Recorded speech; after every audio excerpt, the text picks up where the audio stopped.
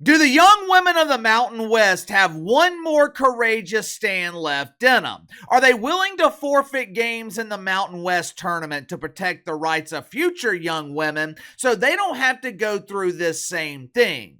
Tomorrow's going to be a very big day for starters. Most people consider tomorrow to be somewhat of a national holiday because it's going to be the 40th birthday for Uncle KC. My inside sources, they are telling me that the Trumper, he went out of his way this year to organize a national celebration. Think he's calling it Thanksgiving? But the real reason tomorrow's a big day is because it is the start of the Mountain West tournament in volleyball. The young women of the Mountain West, along with the lone former man, they have become household names this season, at least for those of us who were willing to cover them. Mainstream media, they are still choosing to exercise their right to remain silent when it comes to covering Blaire Fleming. I wonder why. Normally, going into these tournaments, people are predicting outcomes. They are predicting the winner of the tournament. They are speculating as to who will earn their right to compete in the NCAA tournament. But this year in the Mountain West, those speculative predictions have been overshadowed. Going into the tournament this year, people are wondering if there is even going to be a tournament because the NCAA, along with their pretend friends in the Mountain West Conference, they are allowing a biological man to compete in women's volleyball. Not only are they allowing the artist formerly known as Blaire Fleming to lead the Fighting Flemings from San Jose State, a judge named Cato Cruz, who listened to the desperate pleas of young women this week, begging for Blaire Fleming to be banned from the Mountain West tournament. A judge named Cato Cruz told these young women, tough shit, deal with it.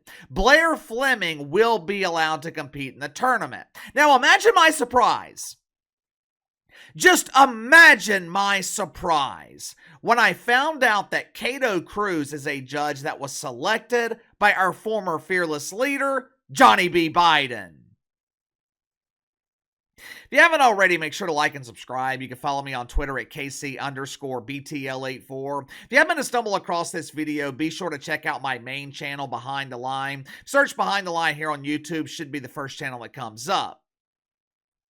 A week, maybe 2 weeks ago, young women from several schools in the Mountain West Conference, they came together, they united, to file an emergency injunction against the artist formerly known as Blaire.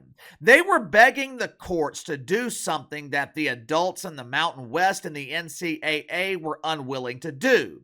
These young women were begging the courts to do the right thing, preserve, protect women's sports. No one is saying that Blaire Fleming can't play volleyball. If Blaire wants to fulfill lifelong dreams of becoming a championship volleyball player, that's fine. That's fine. No one cares. But Blaire needs to find a competitive league that only allows people born with cucumbers. The size of the cucumber doesn't matter. The mini cube, the average size, the supersized cucumber, all sizes are allowed. This is one of those rare cases where size doesn't matter. Chad Thundercock is just as welcome as Mark Mini Rice. If Blaire Fleming wants to be a champion in volleyball, Blaire can find a league where the players share biological gender. Notice I did not say gender identity.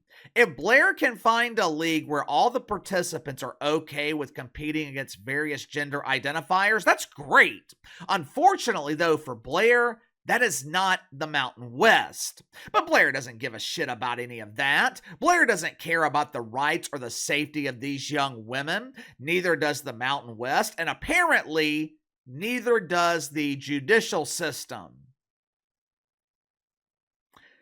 This is the moment of truth for the young women in the Mountain West Conference. They have been canceling games all season against the Fighting Flemings.